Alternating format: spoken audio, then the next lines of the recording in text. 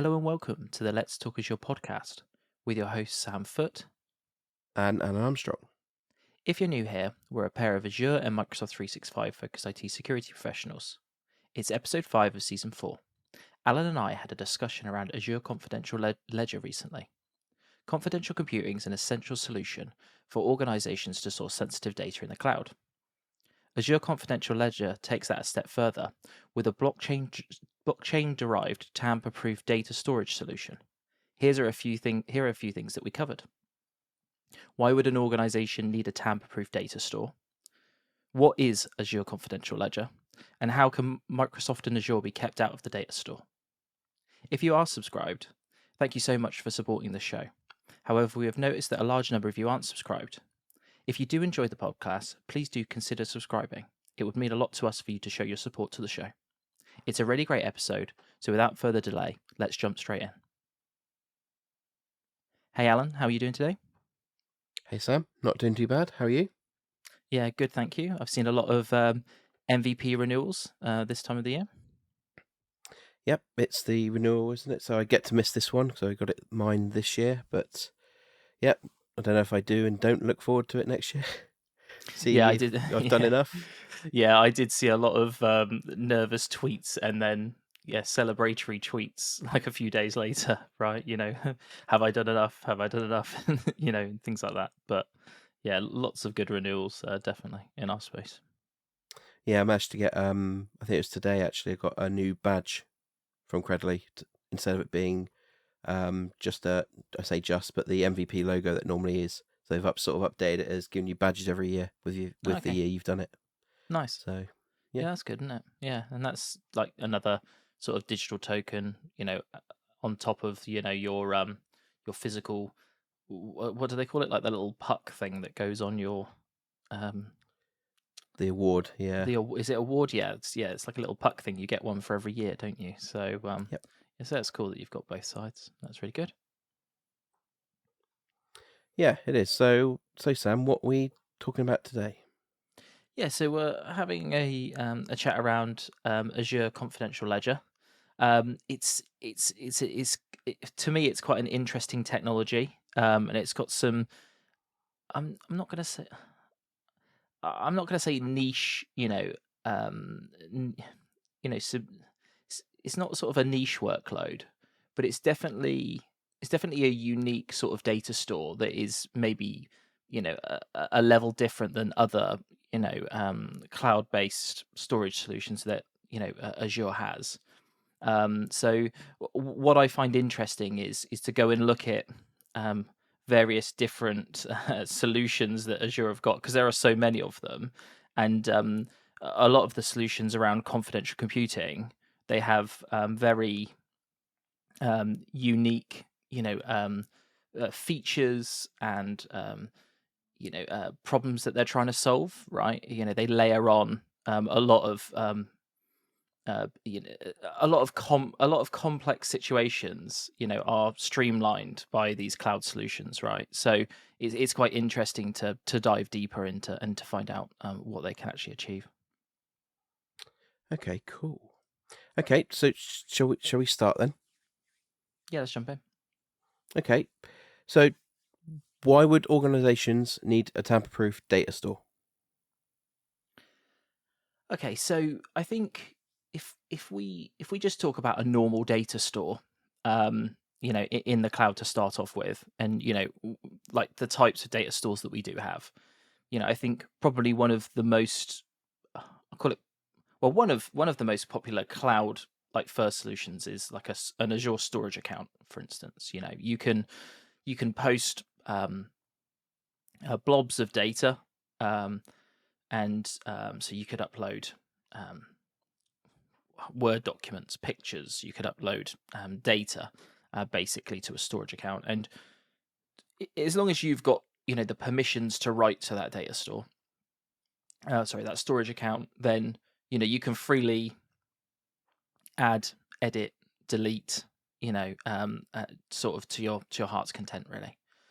And most data stores, the whole point of them is that they're mutable, right? You can update them afterwards. There's if you've got a database, let's say you've got an Azure SQL database, and you've got a record in that database, let's say we have a user record for Alan, and Alan's, I don't know, Alan's got a new award. We might want to attach that to his user profile, right? So we want to be able to edit those. But in some scenarios, you might be storing items that you never want to change once you've actually logged them.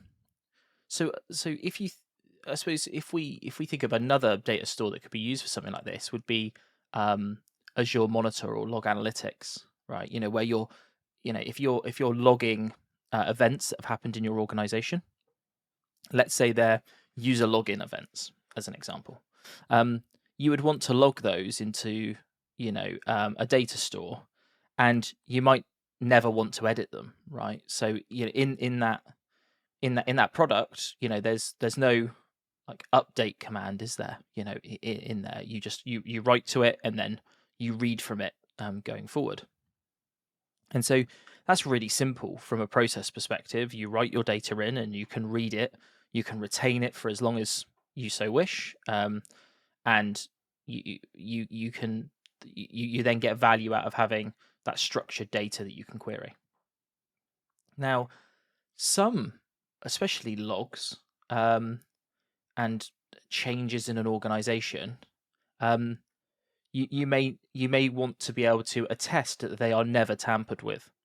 So things like operational IT and security events.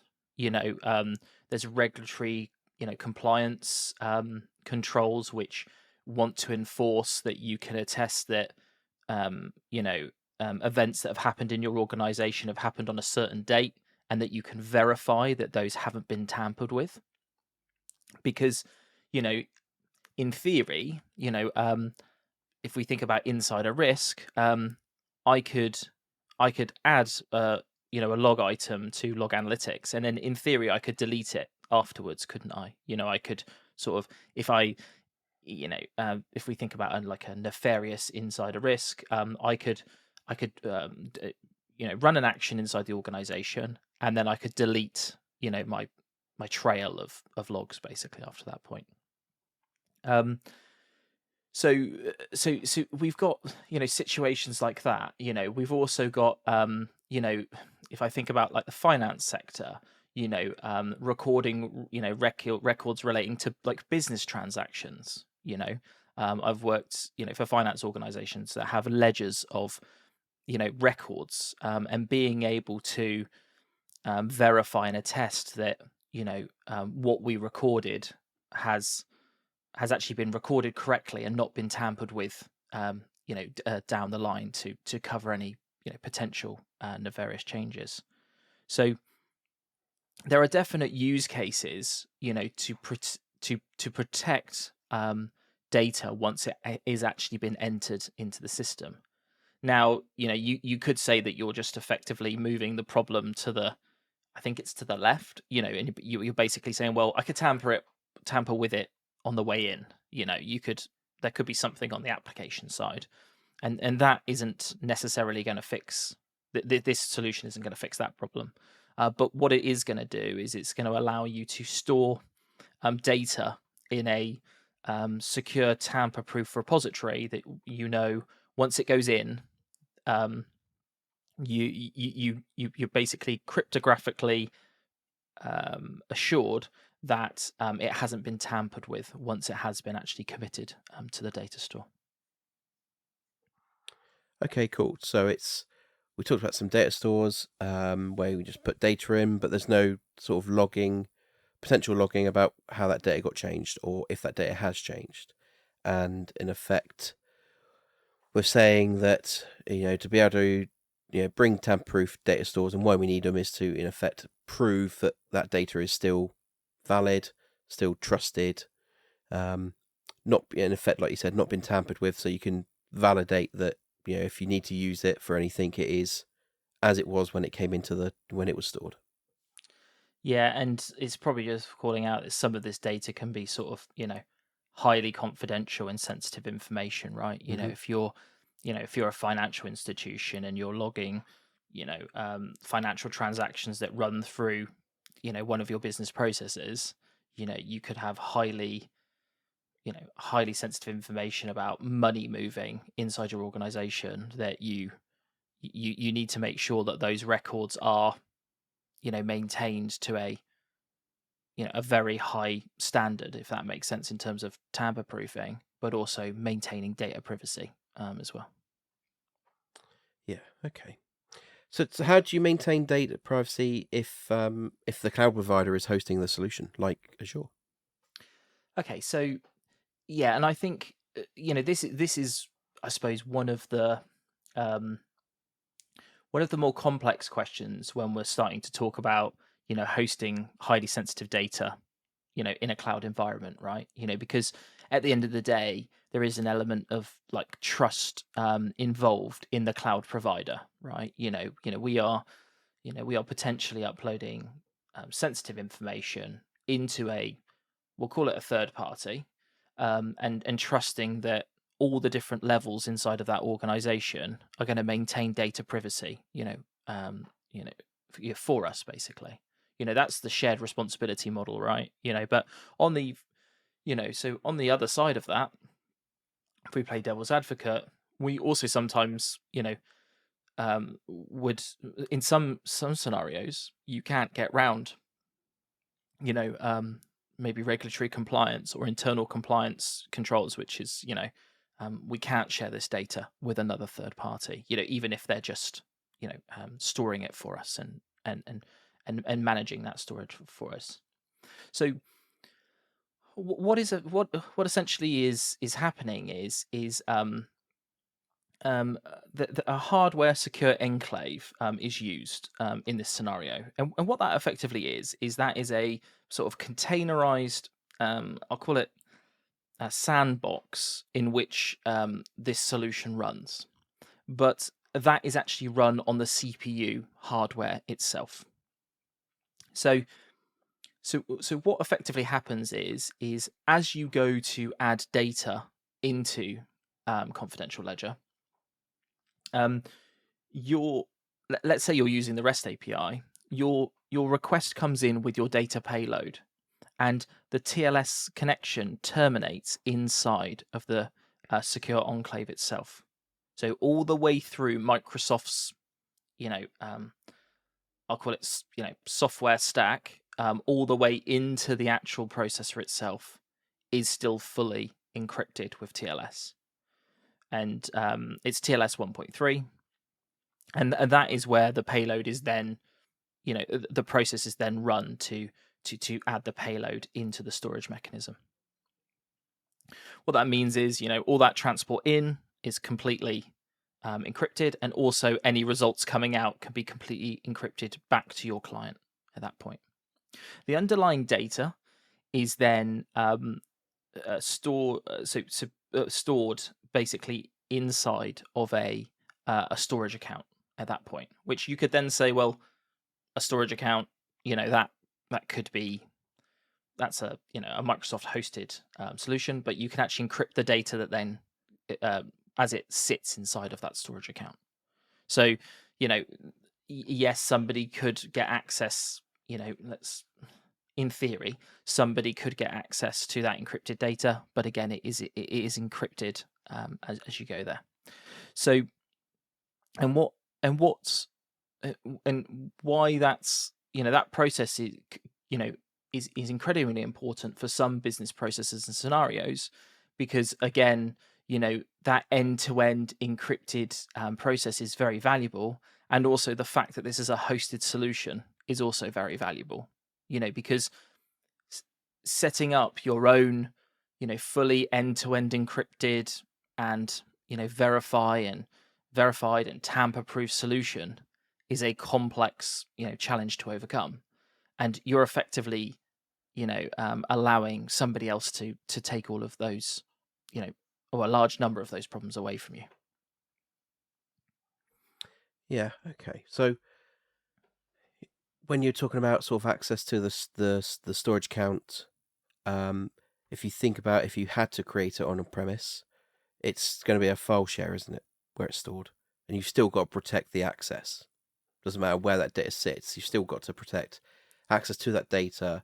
It's just that you're able to validate that this hasn't been tampered with, or if it does get tampered with, you can prove that kind of thing, because it's in effect, you got that ledger view of it, or that encrypt, that certificate or whatever it is Yeah, and I towards it. think it's probably worth highlighting that the technology that's in place to do that tamper proofing is a blockchain sort of technology called a Merkle tree, which I'm not going to try and explain it, and I'm not going to go into it. But effectively, what it is every node that you or document that you put in, cryptographically, I believe it gets signed back to the root node, and so you get this verification of trust cryptographically inside the actual storage mechanism itself.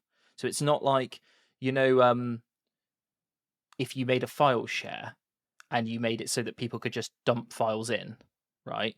And then let's say we ran a report which effectively said, well, Alan, the global administrator, ran a report to say, well, nobody's tampered with these files because I can't see any, nobody's got access rights or whatever to do that.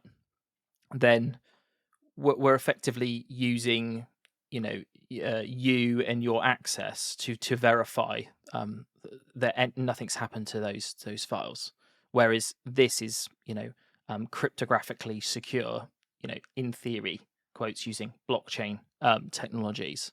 And that's kind of one of the most powerful features of it, is we're not relying on any sort of human process or any sort of human review or human configuration. The Merkle tree is in place and it's inside of that secure sandbox container. So what we effectively do is is what we're doing is we are trusting the hardware enclave then. So in my mind, we'd have to be distrusting of the underlying hardware, the underlying CPU, in this case Intel CPUs, that all of this stuff is running on.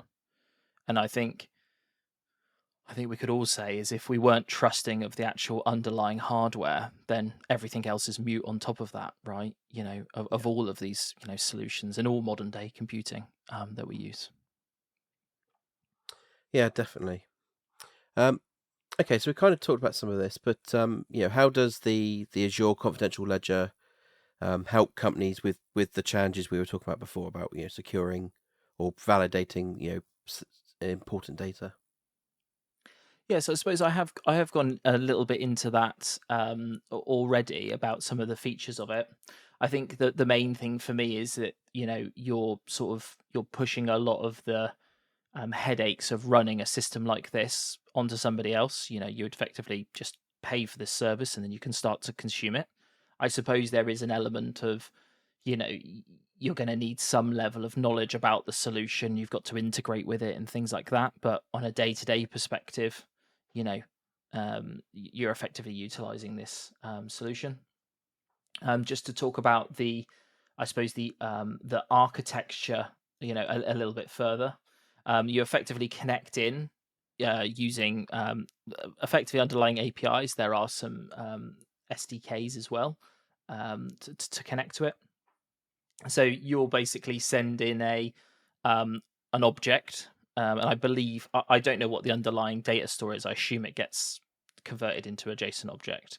But you effectively pass a payload in, and then that gets processed inside of the secure enclave, based ledger backend, and there's multiple replicas there of that data as well. But I assume that's just coming from the storage account replication that we get with storage accounts.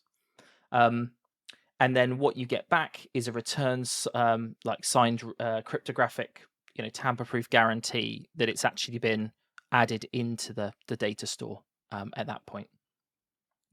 Now, there is a process of validating the node that you're connecting to.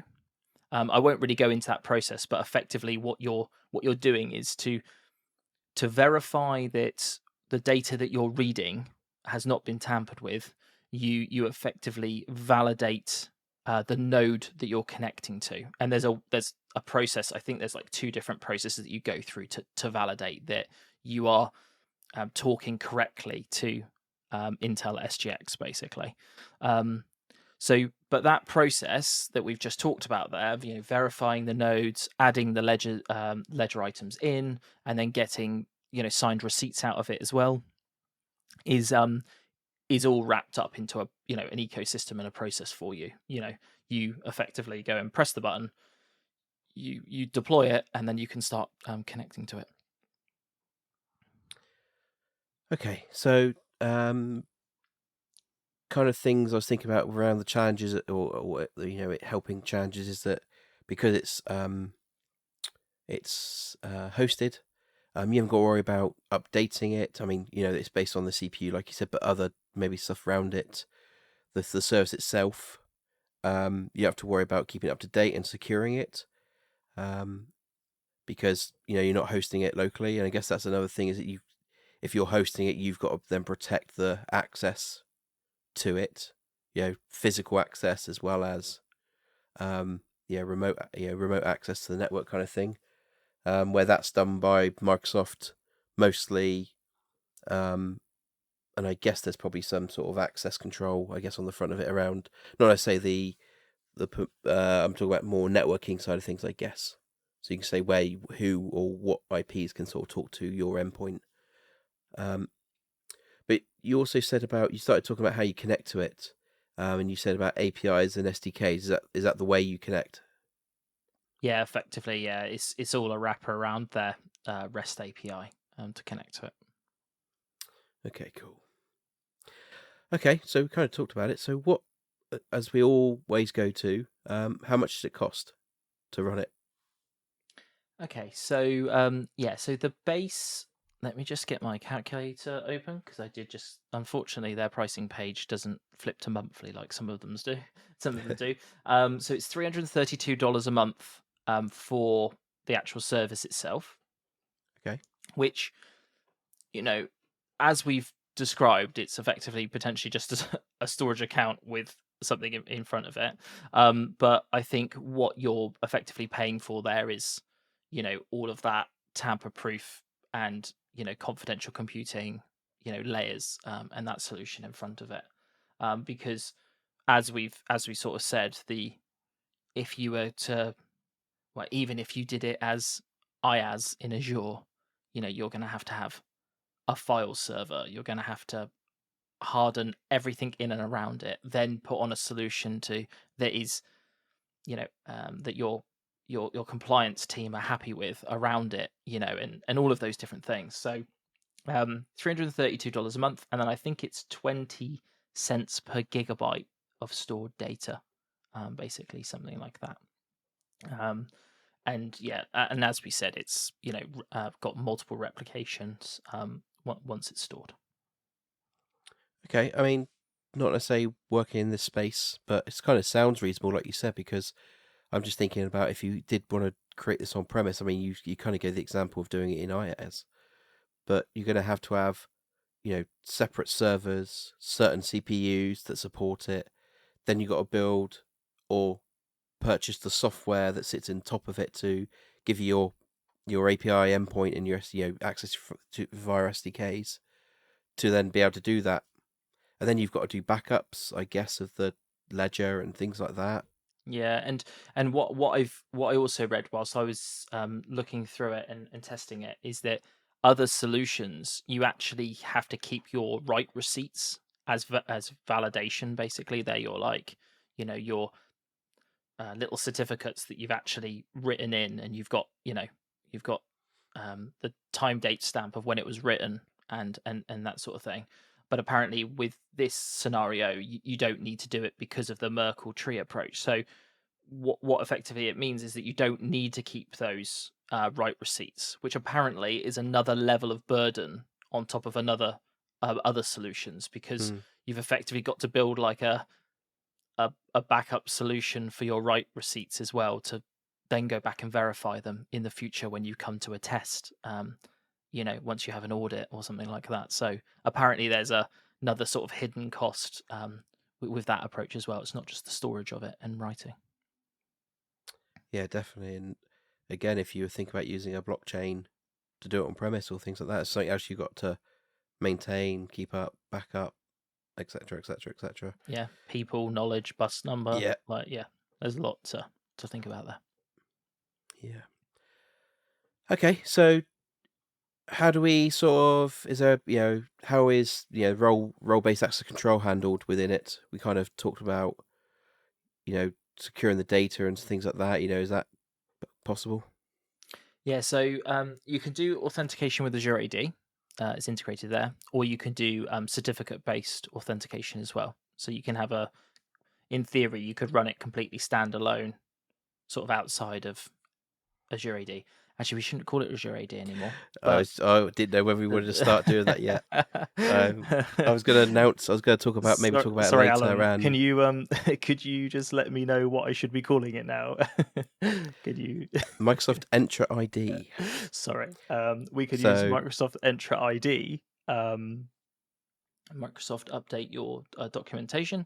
So we can effectively integrate or run it completely standalone. If we don't want to do that as well. okay, cool. And just to clarify, anyone that's listening, Microsoft have rebranded Azure AD to Microsoft Entra ID. That's their new thing with a few other capabilities. Maybe I'll go into a bit more detail next week, because I'm talking about some other things around identity. So maybe we'll just do a little update. Yeah, definitely. On next week. Yeah. Okay, cool. So we can secure access. We can do it locally, or we can do it via Azure AD or Entra ID.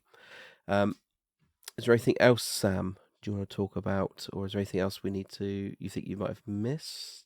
Not really. I think it's quite a sort of.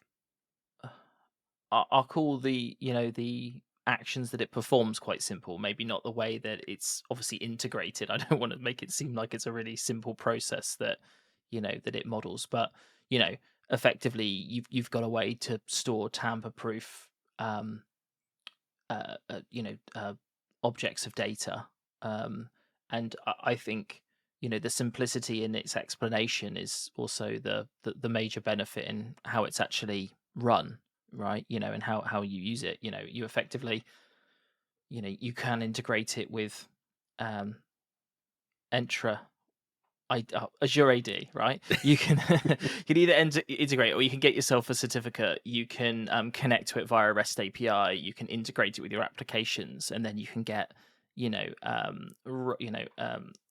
tamper-proof receipts of what you've actually put into that data store.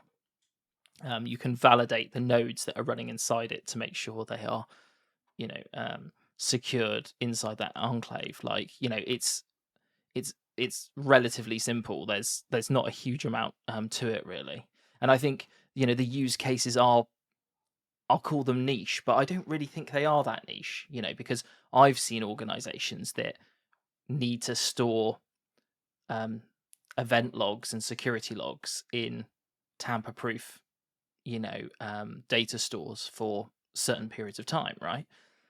Maybe that's just log analytics, and maybe that's enough to get you to where you need to be. But my assumption is in other more tightly regulated industries, that attestation of that tamper proof is probably needs to be more than Alan the GA said so. I don't mean to discredit you, Alan, and your and who you are, but that's and I think that's what you get the ability to do.